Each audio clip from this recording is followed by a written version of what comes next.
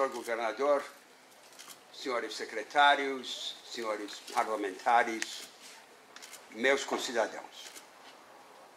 Revolução. Minha tese é que o Brasil pode e deve construir uma alternativa nacional de desenvolvimento. E que o Brasil Central e o Mato Grosso do Sul podem atuar na vanguarda dessa estratégia. Dividirei a minha exposição em duas partes. Na primeira parte, abordarei a estratégia nacional e, na segunda, o papel do Brasil Central.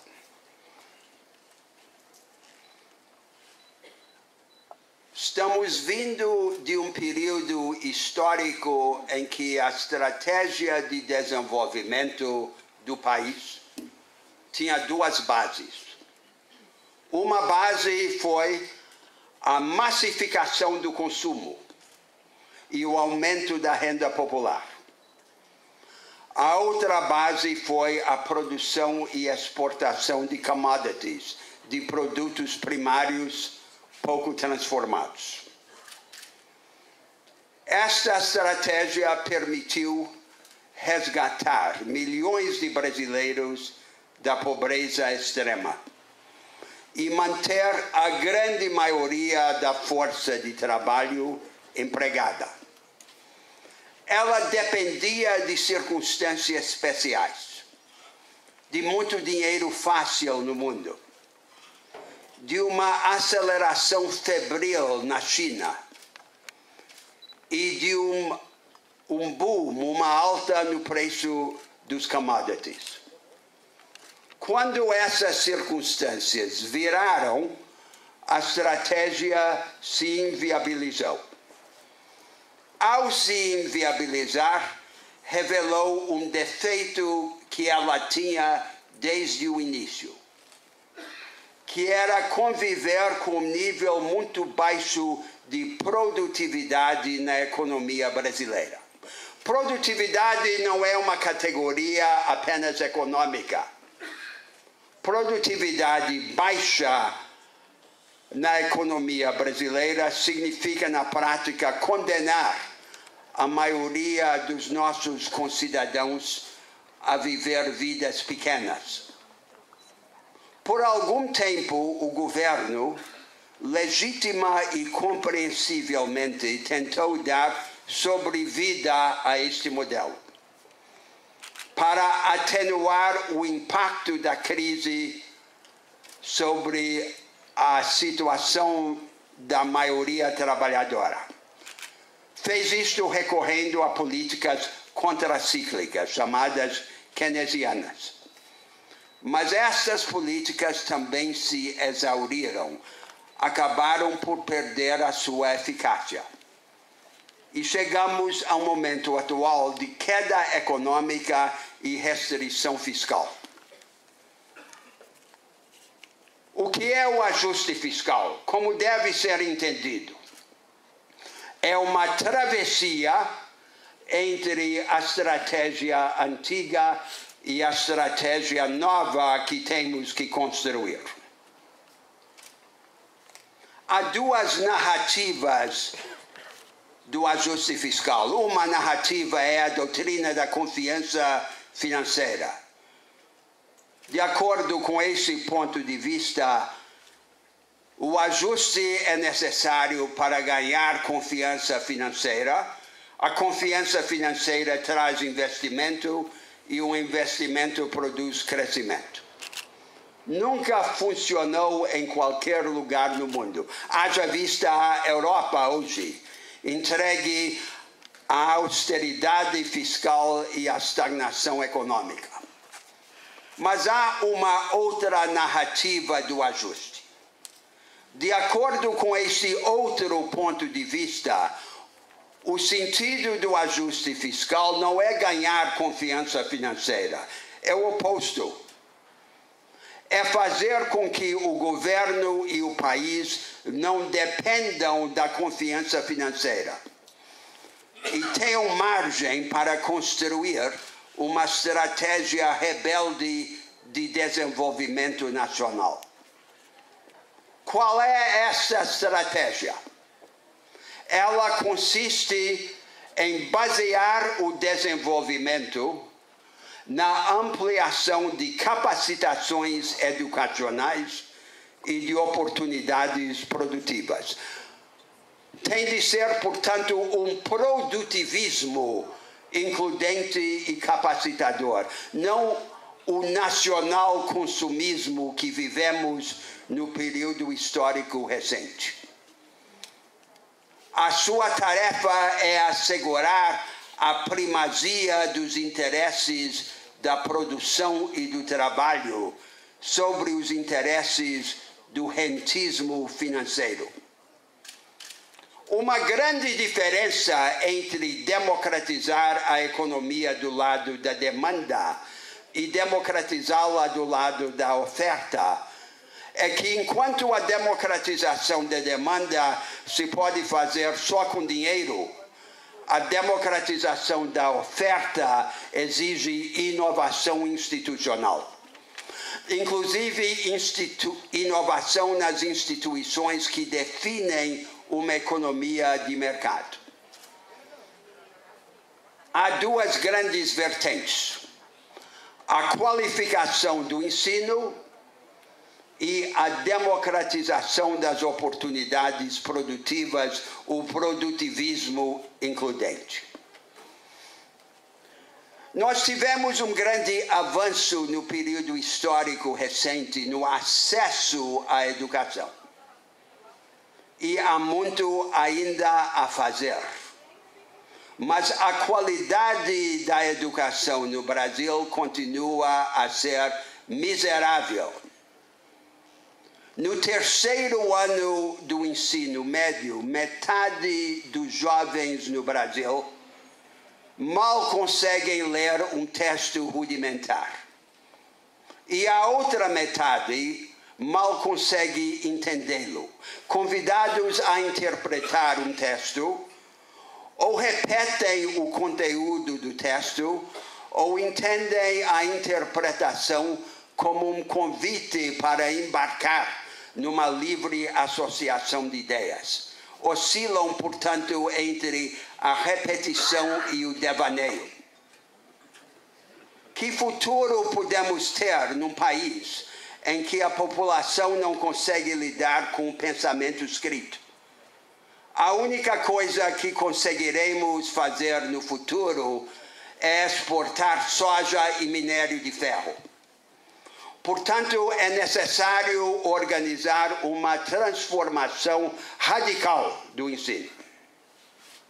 Essa transformação começa numa mudança do paradigma curricular e pedagógico.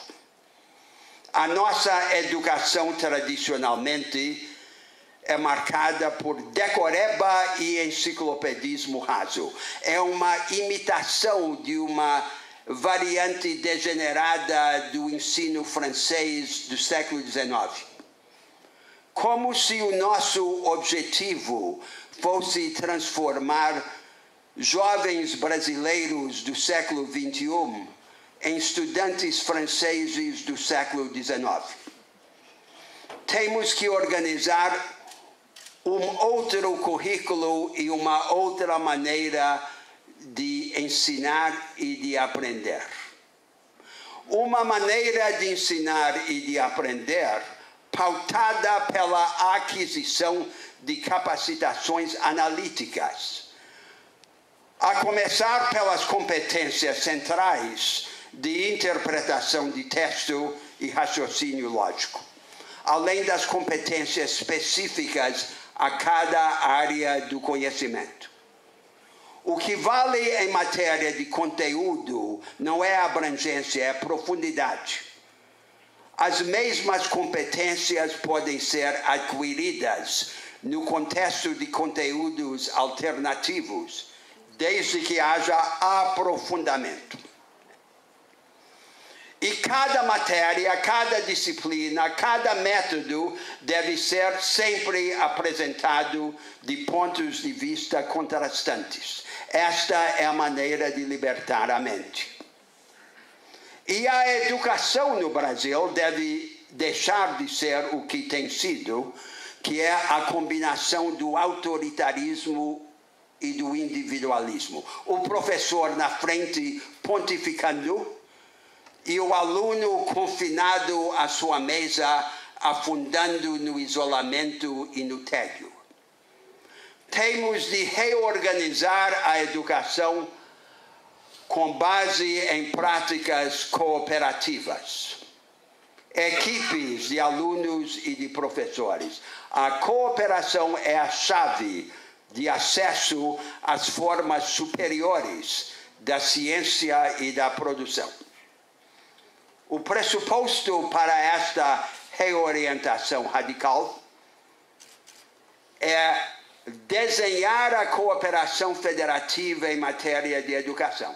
Tudo passa pela maneira de o governo federal cooperar com os estados e os municípios, a cooperação vertical, e os estados e municípios cooperarem entre si. Nós não podemos tolerar que a qualidade da educação que uma criança brasileira recebe dependa do acaso do lugar onde ela nasce. Se uma rede escolar local não consegue alcançar um patamar mínimo aceitável de qualidade, os 3 níveis da federação têm que atuar em conjunto para assumir aquela rede escolar, consertá-la e devolvê-la consertada.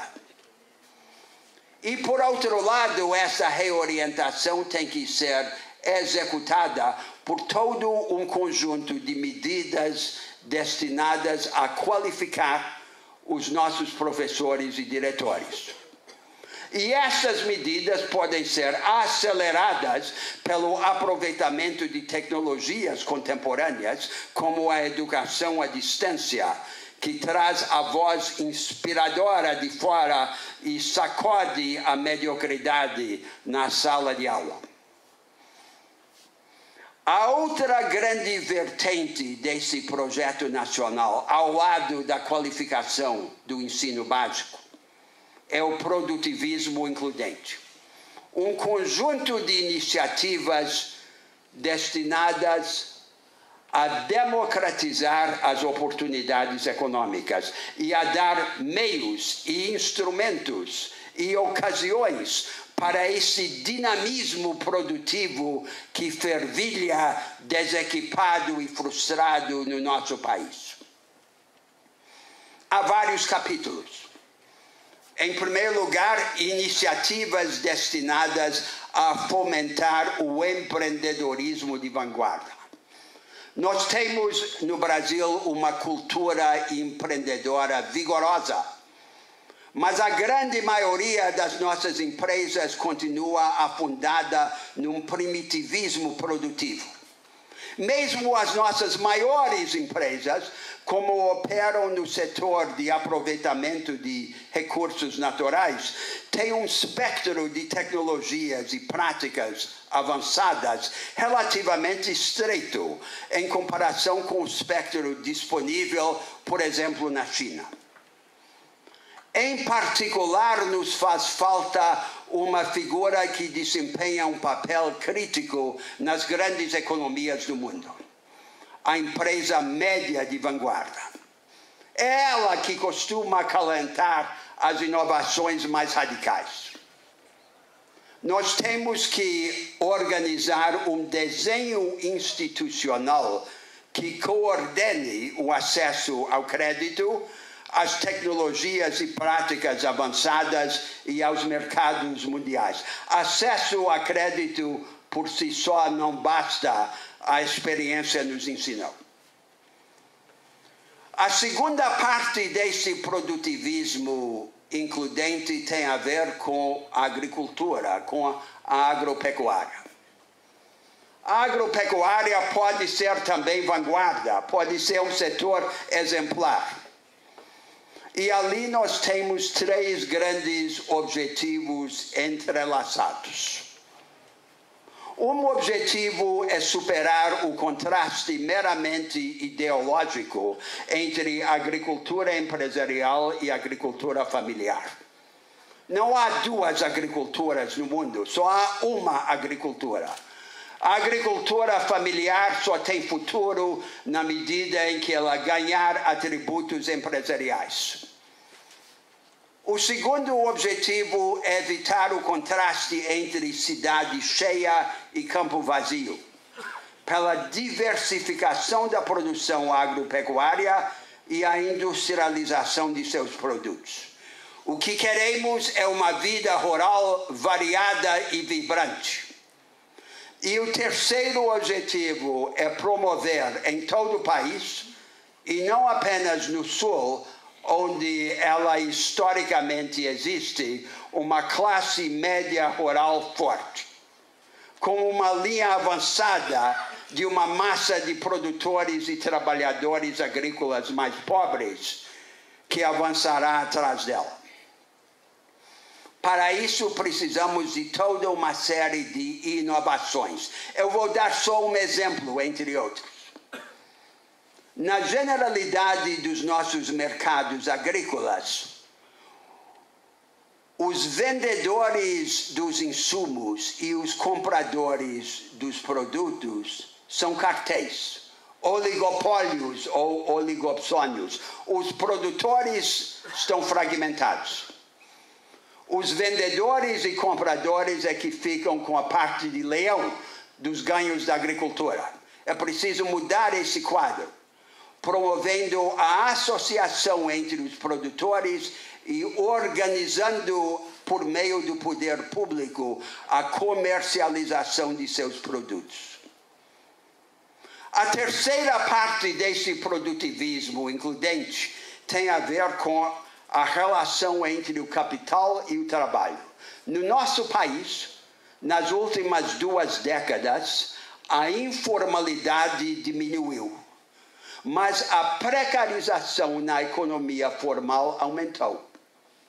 Uma porcentagem crescente dos trabalhadores na economia formal está em situação precarizada, de trabalho terceirizado ou temporário ou autoemprego, não protegidos pela lei e expostos a uma insegurança econômica radical. Portanto, uma divisão, um dualismo entre 2 categorias de trabalhadores. Nós não podemos prosperar como uma China comendo gente, apostando em trabalho precarizado e em salários aviltados. Nós temos que superar esse dualismo, criando regras que protejam, organizem e representem os trabalhadores precarizados. A quarta parte deste produtivismo includente tem a ver com uma série de travas que pesam sobre o impulso produtivo no país. Eu vou dar 2 exemplos, entre outros. Uma trava é a confusão ambiental. É um pesadelo para os produtores em todo o Brasil, em todas as regiões, em todos os setores e de todas as escalas. E o país não compreende a natureza do problema. O problema não é que as regras ambientais sejam exigentes demais. O problema é que não há regras ambientais. O nosso direito ambiental é um pseudo-direito, quase inteiramente vazio de regra, que delega poderes discricionários às autoridades administrativas. E estas autoridades, na falta de regras, viram joguetes, embates entre ideologias e interesses contrastantes. Tem de haver regra. Outro exemplo de uma trava que onera a produção é o regime tributário. Uma colcha de retalhos, um desvario, uma combinação de casuísmos que gera uma confusão econômica desproporcional à receita que arrecada, distorce os preços relativos, acirra a guerra fiscal na federação e castiga os estados, a grande maioria, consumidores dos produtos industrializados do Sudeste. Tem que acabar com isto. Simplificando radicalmente o sistema tributário, como fez o resto do mundo, e caminhando rumo a um imposto universal, abrangente e neutro sobre o valor agregado, com um componente federal e um componente estadual, e combinar este imposto com uma tributação progressiva sobre o consumo individualizado e talvez com um tributo sobre as exportações, cuja alíquota variaria de maneira inversamente proporcional à agregação de valor, para estimular tributariamente a agregação de valor. É um grande projeto. É um projeto para libertar as energias produtivas do país. E este projeto só vai ser fecundo se ele for combinado com uma política macroeconômica adequada. Uma política que insista na disciplina fiscal, que use a disciplina fiscal para forçar a baixa no juro. O combate à inflação tem de ser baseado em expansão da oferta, não em juro alto. Que justifique o sacrifício aos olhos do país pela sua combinação com iniciativas democratizantes, que permita que o câmbio continue a se desvalorizar e que assegure às nossas empresas inovadoras a faculdade de importar altas tecnologias, abandonar as restrições à importação de altas tecnologias, sejam tarifárias ou não tarifárias. Portanto, uma estratégia produtivista que se coloque corajosamente contra a ascendência dos interesses meramente financeiros. É assim que eu entendo o rumo que nós temos que seguir agora. Este rumo não pode ser imposto unilateralmente pelo poder central. Este rumo só pode ser construído também de baixo para cima. E aí eu chego ao ponto que liga a primeira parte da minha exposição à segunda. A política regional. Uma estratégia nacional de desenvolvimento só se efetiva no nosso país quando ela é traduzida em iniciativas para as nossas grandes regiões, para os diferentes Brasis que convivem dentro do Brasil.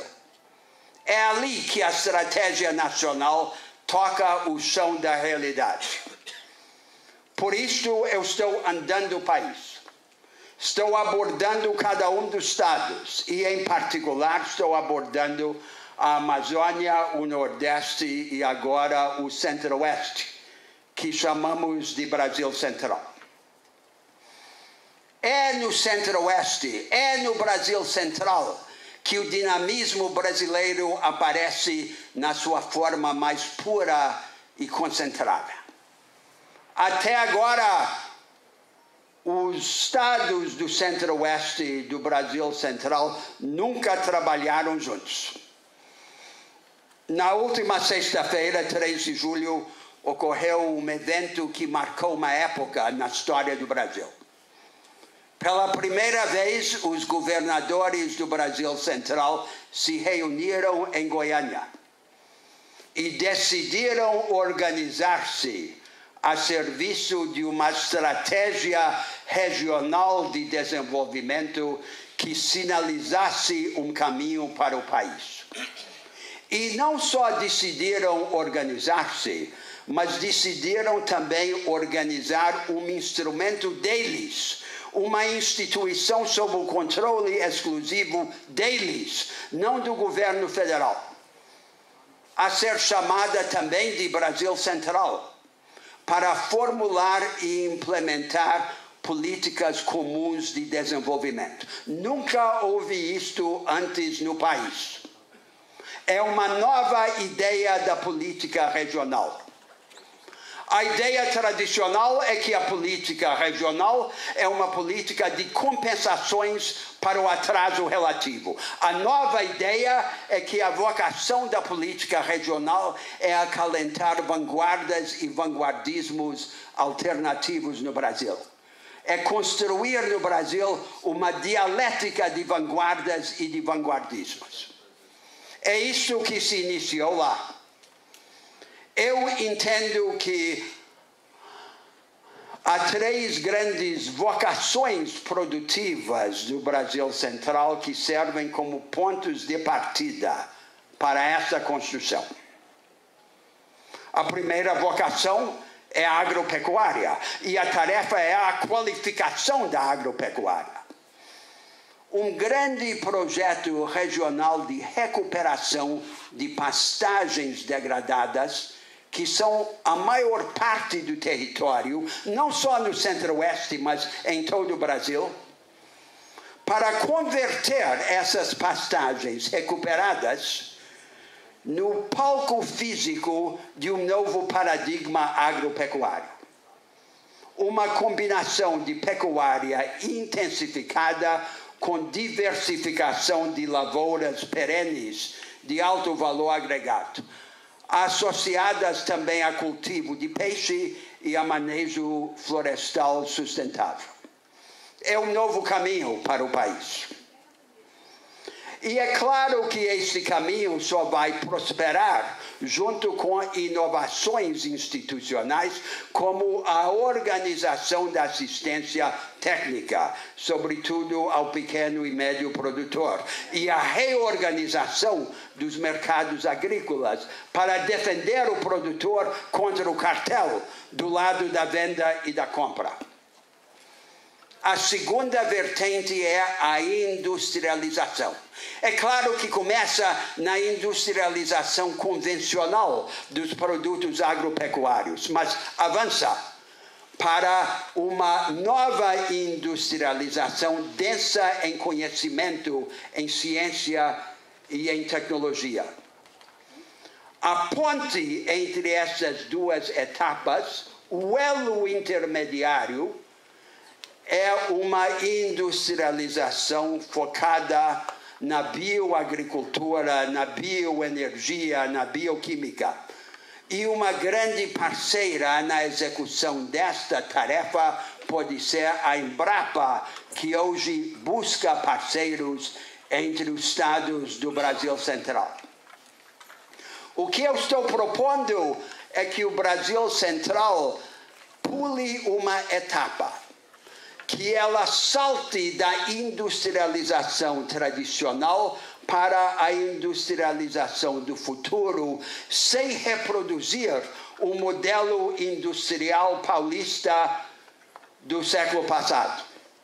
Não há por que o Brasil Central tenha de ser um São Paulo tardio. E a terceira vertente de vantagens comparativas é a logística. É no Centro-Oeste que se está construindo o hub, o centro dos grandes eixos nacionais de transporte. O importante é que não sejam eixos vazios de escoamento, que sejam associados a uma proliferação de serviços e de indústrias, promovendo este vínculo entre diversificação produtiva e democratização de oportunidades.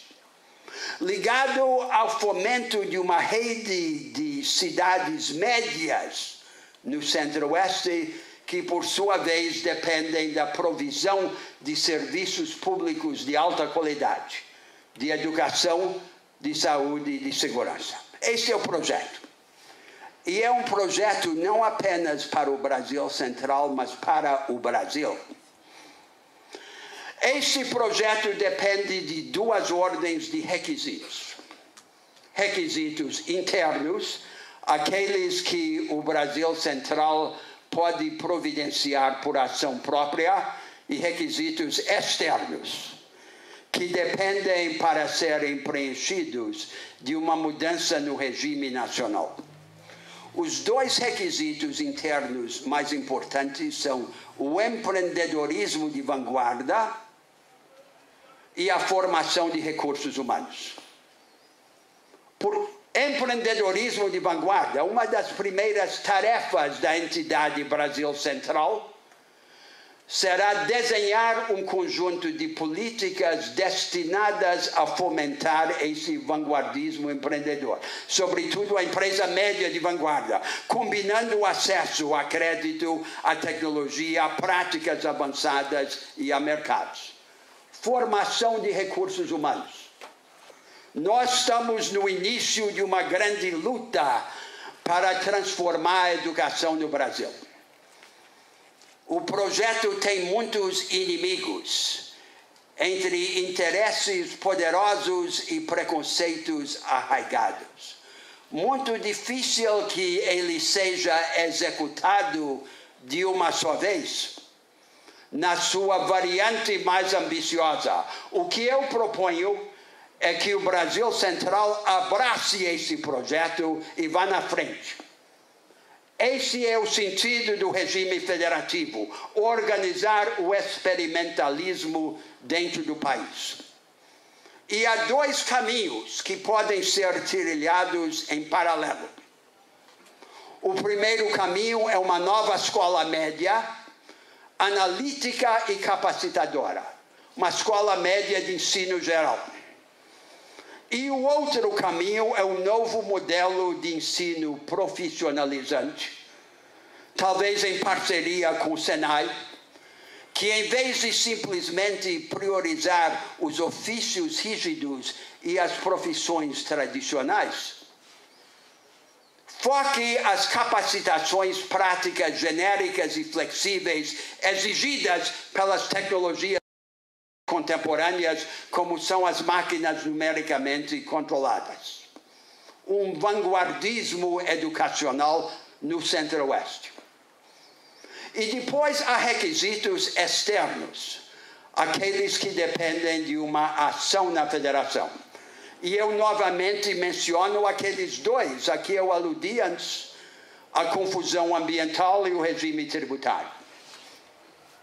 O Centro-Oeste não pode levantar estas travas por uma ação isolada. Mas eu estou andando o país e eu constato que já há uma maioria na federação a favor do esforço de levantá-las, de mudar esse quadro, de superar a confusão ambiental e de consertar o regime tributário. Há uma maioria latente que ainda não se transformou em maioria explícita. Eu proponho que os governadores do Centro-Oeste vão na frente